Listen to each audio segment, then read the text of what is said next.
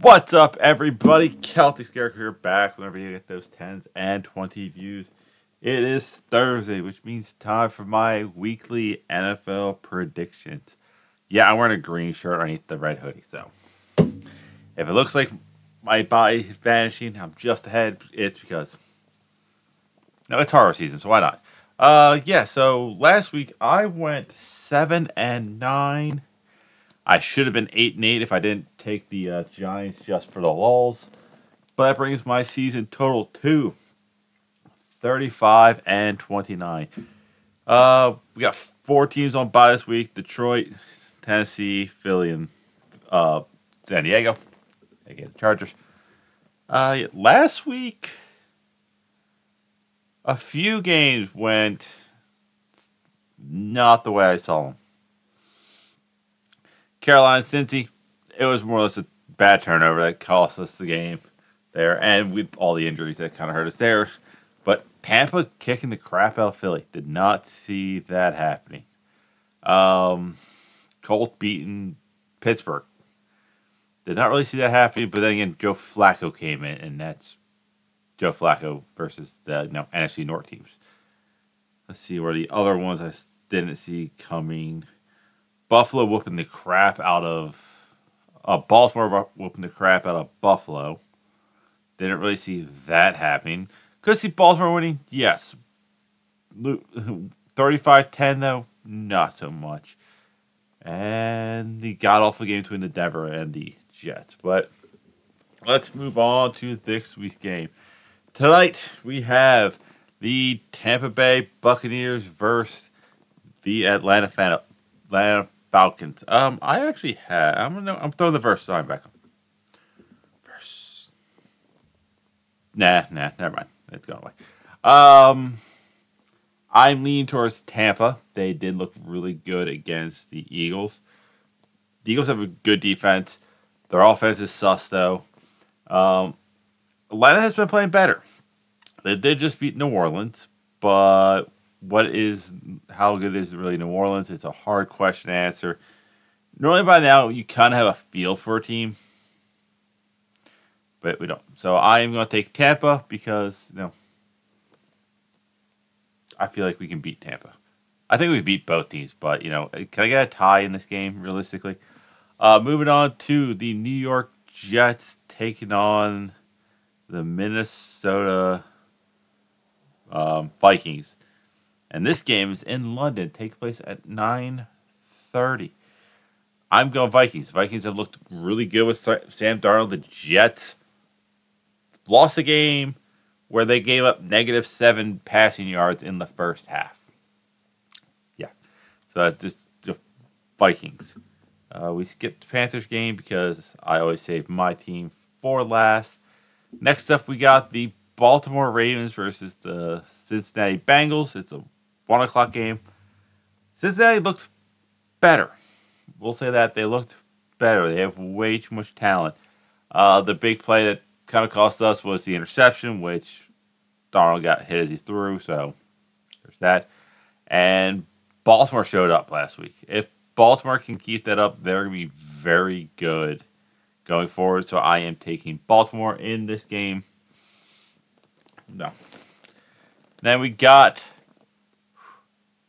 surprisingly not the cheapest game, but easily the worst game of the week. The Miami Dolphins versus the New England Patriots. Oof. If there was ever a game to start Drake Mays, this is the game. Miami looked god-awful. They could not get to Mason Rudolph. Yeah, Mason Rudolph won that game as Tennessee, and they look bad without a competent quarterback back there. New England. It's one of those rare times where I am taking. No. Yeah, I have to change my pick on my phone. I feel New England. Yeah, it's a rare time. It's in New England. It's not going to be a pretty game. New England has looked bad, but they have looked good at times. Miami looks god awful without Tua there. Then we got the Cleveland Browns taking on the Washington Redskins. This is kind of a simpler one in my opinion. Not Redskins, the Commanders. They're playing good football, and Cleveland isn't. And they still have Deshaun Watson. For all the joking aside, he just has not played good football. Like, I know I've been cracking a joke, but everything, but he just hasn't played good football. And Jaden Daniels, who I said I think would have the best success early, is having the best success early. So yeah, Washington. Then we got the cheapest game on the docket. Tickets as low as $22. It is the Indianapolis Colts taking on the Jacksonville Jaguars. Yeah, no, that's what I'm also going to change because no,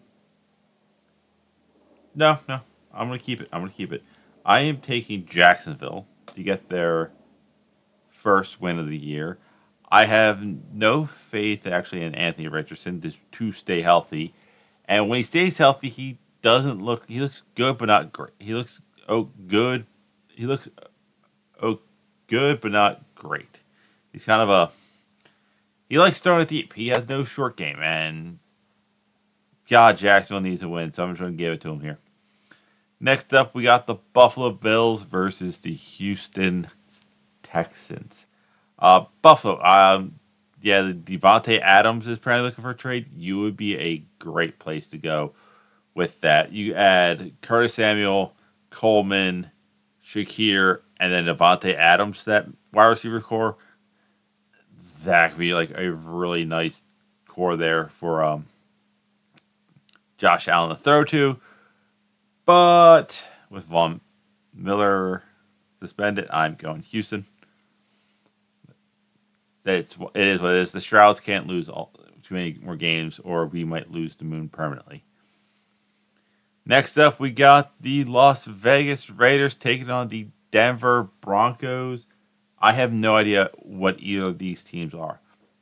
Like, Vegas has looked bad. They looked good. They looked bad again. They beat Cleveland. They looked good when they won. Then they lost to Carolina. Then they looked good again. Denver, I think, has won 2 straight games. But last week it was a 10-9 game. Yeah, they won 26-7 against the Bucks, who just whooped up on the Eagles last week. But then they won 10-9 against the Jets.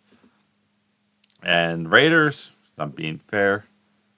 Wait for it to load. Yeah, lost 22-10 to the Chargers, beat the Ravens, lost to the Panthers, beat the Browns. It's one of those things where it's like they almost play up and down to their competitors. So I'm going Denver because they're home. Next up was tickets low as $69. Number 69. Nice. Yeah, I literally said the price of tickets just for that. We got the Arizona Cardinals versus the San Francisco 49ers. Cardinals have not been playing good football. They kind of look good, but they're not. The Niners need a bounce back game. Let's see what the Cardinals' record is. Yeah, the Cardinals' best win is against the Rams, but they lost 42-14 last week. Where I know the Niners are dealing with a lot of issues, but they should be able to beat a not good Arizona team. Then we got the Green Bay Packers taking on the Los Angeles Rams. Packers. The Packers almost came back against Minnesota. The Rams are still very hurt. The Rams lost last week, which kind of shocked me. Like, they lost to the Bears. So, yeah, I think the Rams are just dealing with injuries. It's going to be that year where they have too many injuries to really be competitive, but too many injuries to be a competitive team. Then we got the New York Giants taking on the Seattle Seahawks. I think this is a great game for Seattle. The Giants are not good. They don't really have a quarterback. You just got whooped by the Lions. So, have a bounce back game before you play Frisco. Wow, did I read? Did you see that right? Yeah, no. The Giants and you got San Francisco on a short rest. That a Thursday night game? Yeah, Thursday night game. So yeah, if I say it, Seahawks. Then we got what could be a very interesting bad football game: the Dallas Cowboys versus the Pittsburgh Steelers. I am actually going Pittsburgh. I know Pittsburgh hasn't looked great, but neither has Dallas, and it's one of those things where I think Pittsburgh is going to do just enough to win. And at the same time, I know the clickbait guys, Tree has already beaten Perna, so he'll beat Scooter. It'll be all good, so I'm going Steelers. And then for our single Monday night game, and I feel like the third primetime game for the freaking Chiefs. Yeah, Thursday night. No, first Monday night game. I feel like I did at least them twice. The New Orleans Saints taking on the Kansas City Chiefs. I haven't mentioned it. I am going New Orleans. They played great. They played bad. They played great again, but they lost to Atlanta on a last-second field goal, where Casey has not looked good. They've been good enough. Granted, I think the refs have bailed them out on a couple of games. But now no Rashid Rice. And if they don't get a receiver soon, I think Kansas City is going to be in for a kind of a downward slope. Hey, Kansas City, a Panthers fan here, just throwing this out there. You need a receiver and a running back. Adam Thielen wants to win a Super Bowl, and he catches everything that's thrown at him, and he can get open. And the Orioles just tie the game up in the bottom of the fifth with a home run. Baseball postseason on the background. And we also have Miles Sanders, who's a back.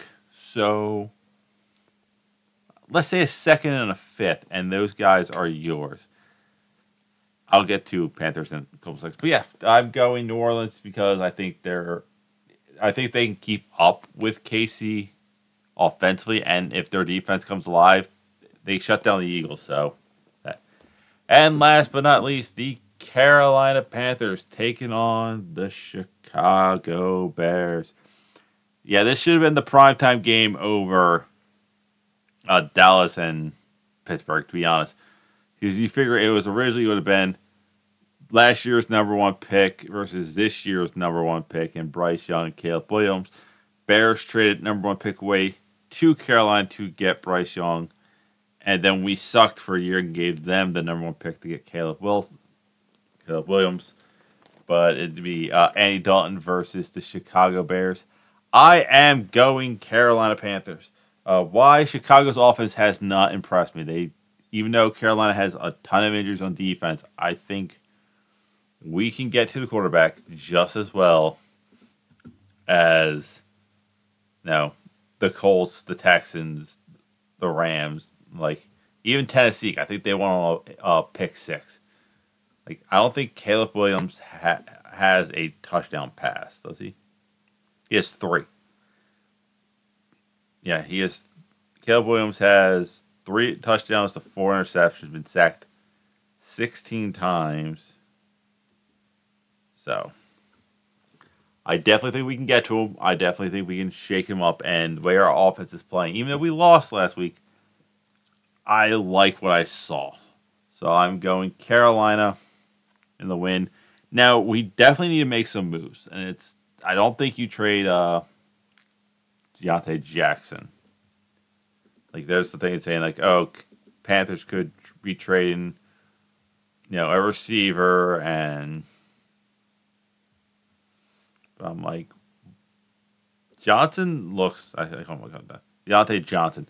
I know, like everyone's like, oh, he's going to be a free agent at the end of the year. I'm like, I would rather keep the 28-year-old who probably could play 3, 4, 5 more years than the 34-year-old who's probably going to retire in 2-3 years. His status is IR, though.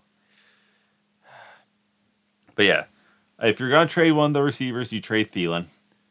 Because it's one of those, like, hey, yeah, he's older, but he's proven to be really good. And like I said, you trade Miles Sanders because Hubbard has looked great. He's a Panther guy. He's cheaper, especially if Brooks comes in and is the guy that everyone says he is. Like, that is the whole thing there. That's why he's not even on the roster. He's on IR. But yeah, that's what I'm thinking there for the Panthers. We're gonna win. This is the one game we need to win. Like, this whole season. Like, yeah, as much as it would be nice if we beat the rest of our division, which we already lost to the Saints. But it's like, looking at the schedule, there's only a few games we have to win: Bears, Commanders, Broncos, and Arizona. Commanders have a rookie quarterback, someone who we could have been really looking at if we had the number one pick. Bo Nix was a quarterback. If we had a first-round pick and it wasn't top 10, we probably could have gone after him if we didn't draft Young. And Arizona's just not a good team. I would also say the Giants, but the Giants are weird. Like, we'll somehow play bad against them because in Germany. But that's it. That's all I have. I will see you weird people tonight because I am streaming the Tampa Bay versus Atlanta Falcons game here on YouTube. Peace.